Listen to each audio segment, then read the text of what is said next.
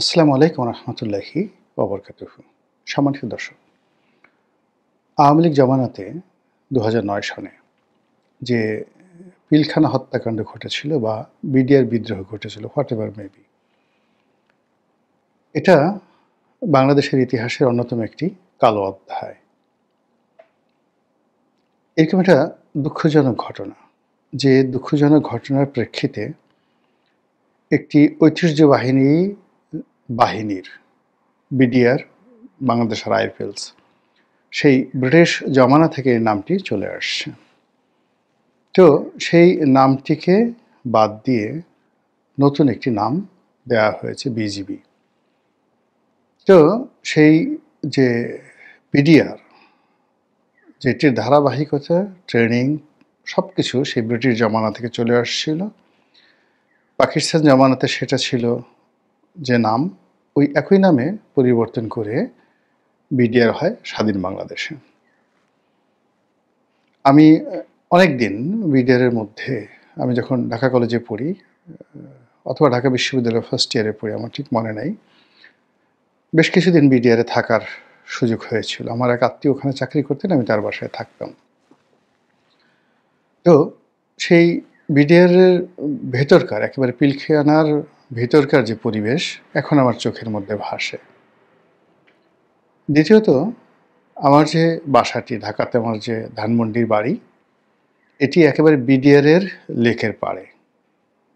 এ পাশে একেবারে নাইম ঢাকা কলেজের গলির একদম শেষ বাড়িটা, ওখানে আমি থাকি। এরপর তৃতীয়ত, যে এই ঘটনাটি যখন ঘটেছে তখন আমি সংসদ সদস্য। চতুর্থত, এই ঘটনা যেদিন ঘটল সেটি সকালে যখন ঘটেছে, সেই সময়টিতে আমরা একটা ট্রেনিংয়ে ছিলাম। আর আমার স্ত্রী, পরিবার, পরিজন, এটা তারা সচক্ষে এই দৃশ্য দেখার সুযোগ হয়েছে। এবং সকাল 10টা থেকে যে কয়জন 6-7 জন সংসদ সদস্য যারা শেখ হাসিনার বাড়িতে এসেছিলেন, আমি তাদের মধ্যে একজন ছিলাম। এবং ওই বাড়িতে সেই সকাল 10টা থেকে, অর্থাৎ যমুনাতে সকাল 10টা থেকে সেই বিকাল 4টা পর্যন্ত আমরা সেখানে ছিলাম। কাজেই আমার কাছে এই দৃশ্যটি, এই ঘটনাটি, প্রেক্ষাপটটি একটি অদ্ভুত। আমি একটার সঙ্গে আর একটা কখনো মেলাতে পারিনি। আমার মধ্যে যে ভয় ছিল, যে আতঙ্ক ছিল, ক্ষমতা হারানোর যে আতঙ্ক কাজ করেছিল, এবং ওই দিন বা ওই রাতে মন্ত্রীপাড়ার যে দৃশ্য, যেটা আমি দেখেছি, এবং ক্ষমতার একদম কাছাকাছি থেকে যা কিছু দেখেছি, তার সঙ্গে পরবর্তীকালে আরও কয়েকটি ঐতিহাসিক ঘটনা ঘটেছে। সেই ঐতিহাসিক ঘটনাটা হলো যে আমি যখন আবার 2013 সনে জেলে গেলাম, কাশিমপুর জেলে, ওই জেলে প্রায় 800 সেই বিডিআরের যারা সাজাপ্রাপ্ত হয়নি তখনও, যাদের বিচার চলমান ছিল এবং অনেকে সাজা পেয়েছেন, তারা সেখানে ছিলেন। চাকরিচ্যুত সেই বিডিআর কর্মকর্তা না, ঠিক বিডিআর সদস্য। তো তাদের সঙ্গে খুব অন্তরঙ্গ পরিবেশে কথাবার্তা বলার সুযোগ হয়েছে, এবং ভিতরে যে আসলে কি হয়েছিল সেই বিষয়গুলো নিয়ে আমি অন্তত 300-400 জন লোকের সাক্ষাৎ নেয়ার আমার সুযোগ হয়েছিল। জেল থেকে বেরোয় আমি একটা বই লিখি, এমপির কারাদহন, যে বইটি বাংলাদেশ প্রতিদিন পত্রিকাতে অনেক দিন ছাপা হয়েছিল নিয়মিতভাবে। তো সেখানে এই কথাগুলো ছাপা হচ্ছিল, এবং ওটা সম্ভবত সরকারের যারা লোকজন রয়েছেন তারা ওইটা সহ্য করতে পারেননি। ফলে ওই বইটির অর্ধেক অংশ বাংলাদেশ পত্রিকায় ছাপা হয়েছিল, আর বাকি অংশ সেই পত্রিকা কর্তৃপক্ষ 2013 সনে ছাপাতে পারেনি। যা হোক, সেটি বই আকারে ছাপা হয়েছে, অনেক মানুষ পড়েছেন। কিন্তু সমস্যাটা হলো যে আমাদের দেশে তো আসলে বইপত্র পড়া বা পত্রপত্রিকা পড়া, এটি কর্তা ব্যক্তিদের আসলে ধাতে হয় না। দ্বিতীয়ত, যে দার্শনিক চিন্তাভাবনা দিয়ে ঘটনার ভিতর থেকে অন্য একটি ঘটনা বের করা, এবং কোনো একটি ঘটনার মধ্যে কী কী মনস্তাত্ত্বিক বিষয় থাকতে পারে সেই বিষয়গুলো অনুসন্ধান করার মতো যে দার্শনিক মন দরকার, সময় দরকার, ধীর শক্তি দরকার, এটি আমাদের দেশের বেশিরভাগ মানুষের নেই।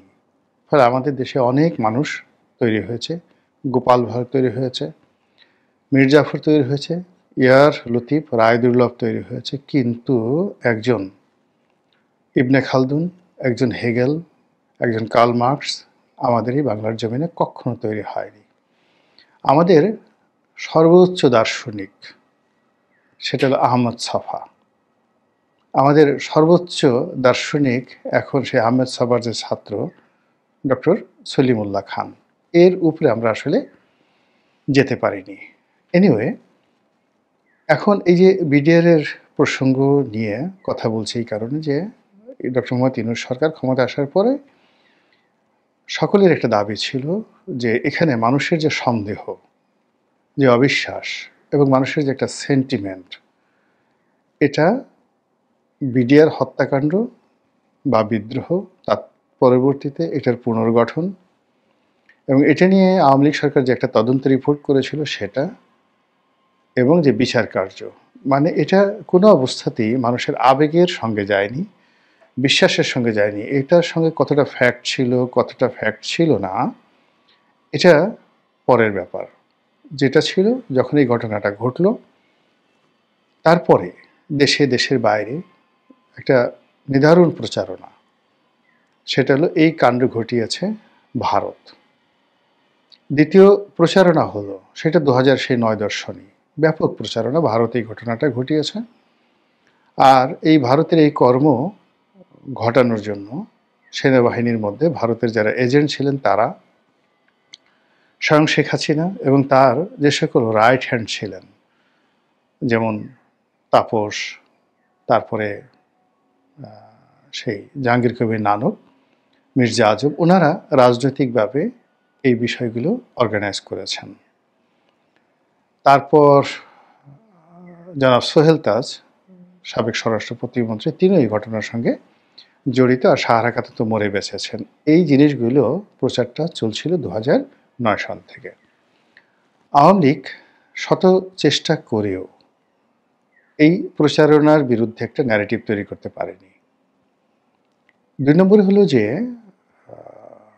পরবর্তীতে যখন আওয়ামী লীগের ক্ষমতা নিরঙ্কুশ হয়ে গেল 2016-17 সনের পর থেকে, তখন এই বিডিআর মিউটিনিটি, এই বিষয়টিকে তারা পাত্তাই দিতে চায়নি। যাই হোক, যখন ডক্টর মোহাম্মদ ইউনূস আসলেন, আসার পর এই বিডিআর হত্যাকাণ্ডের বা বিডিআর মিউটিনি, বিদ্রোহ যেটা, এটাকে নিয়ে একটি তদন্ত কমিশন গঠন করা হলো এবং সেই তদন্ত কমিটির প্রধান রূপে জনাব ফজলুর রহমান নামক একজন কর্মকর্তা, যিনি একসময় বিডিআরের ডিজি ছিলেন, একজন মেজর জেনারেল। তো তিনি সামাজিক মাধ্যমে বেশ জনপ্রিয়, স্ট্রেট ফরওয়ার্ড কথাবার্তা বলেন, টুপি পরেন, সম্ভবত একসময় মাদ্রাসায় পড়তেন। অনেকে তাকে জামাতের রিক্রুট, জামাত ঘেঁষা, এরকম ন্যারেটিভ দেওয়ার চেষ্টা করেন বা ট্যাগ দেওয়ার চেষ্টা করেন। আমি ভদ্রলোককে ব্যক্তিগতভাবে চিনি না, তবে তার কথাবার্তা শুনলে মনে হতো যে তিনি বেশ রাগী একজন মানুষ, ড্যাশিং হিরো। তারপর এত কিছু চিন্তা ভাবনা করেন না, লাইক আদার মিলিটারি অফিসার। তিনি খুব স্ট্রেট ফরওয়ার্ড ওয়েতে কথা বলেন, তার মধ্যে ভারত বিদ্বেষ প্রবল।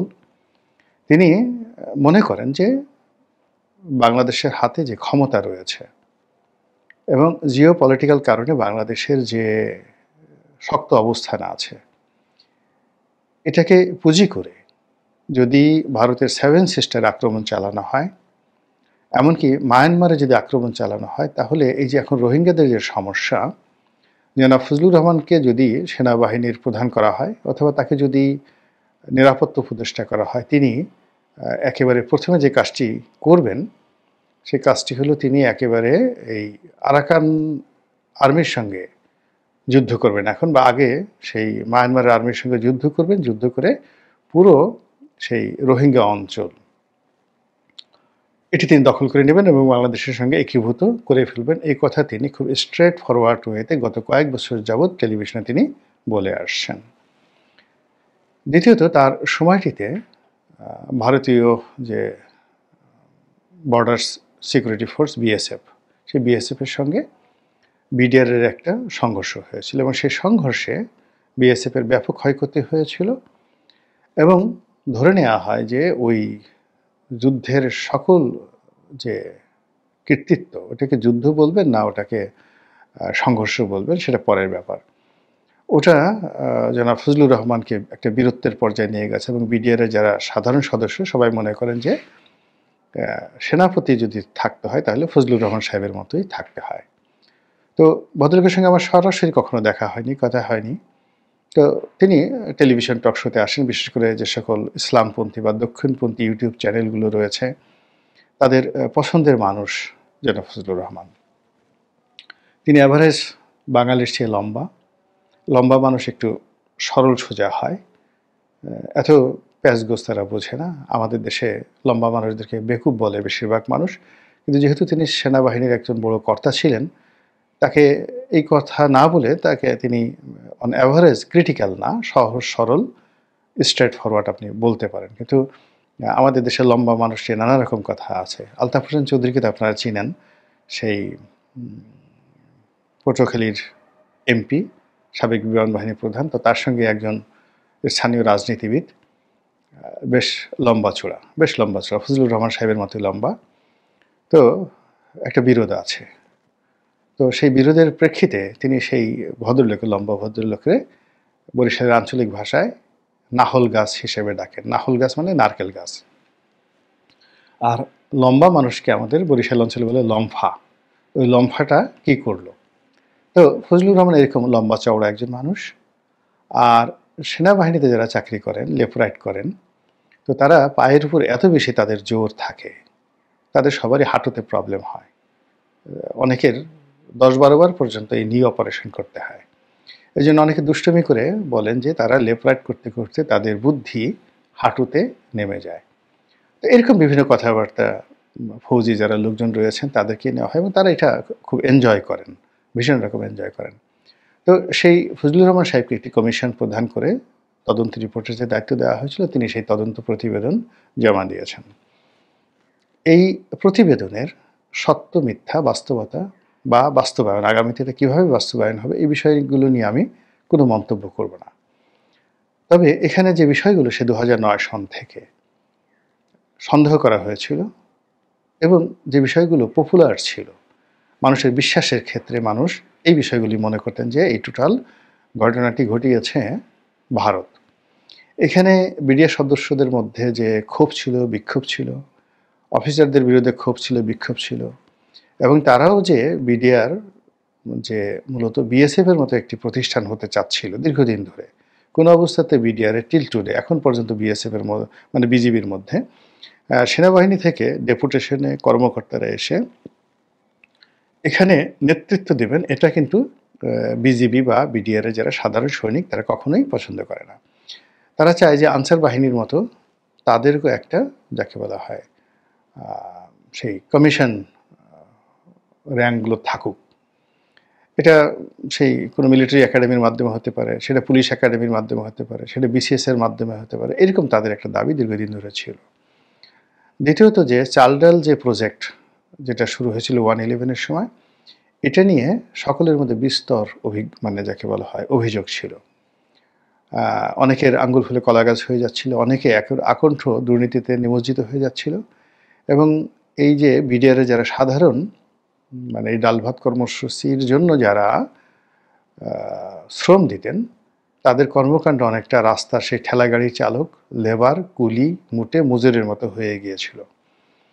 তারা তরিতরকারি বিক্রি করতেন, এগুলো বস্তা মাথায় নিয়ে যেতেন। এই কর্মকাণ্ডগুলো তৎকালীন বিডিআরের যারা সিপাহী তারা এটা মেনে নিতে পারেননি। এনিওয়ে, তো এই অনেকগুলো বিষয় ছিল যে বিষয়গুলো এই তদন্ত প্রতিবেদনে কিভাবে এসেছে এটা বলতে পারবো না, কিন্তু এখানে যেগুলো পপুলার, একেবারে জনপ্রিয়, যেগুলো আশা করা হয়েছিল, যেগুলো আশঙ্কা করা হয়েছিল এবং জনমনে যারা আওয়ামী লীগ বিরোধী, যারা ভারত বিরোধী, তাদেরকে স্বস্তি দেওয়ার জন্য যে ধরনের বক্তব্য থাকা দরকার ছিল, প্রায় সবগুলো বক্তব্য টু দি পয়েন্টে এখানে সন্নিবেশিত করা হয়েছে।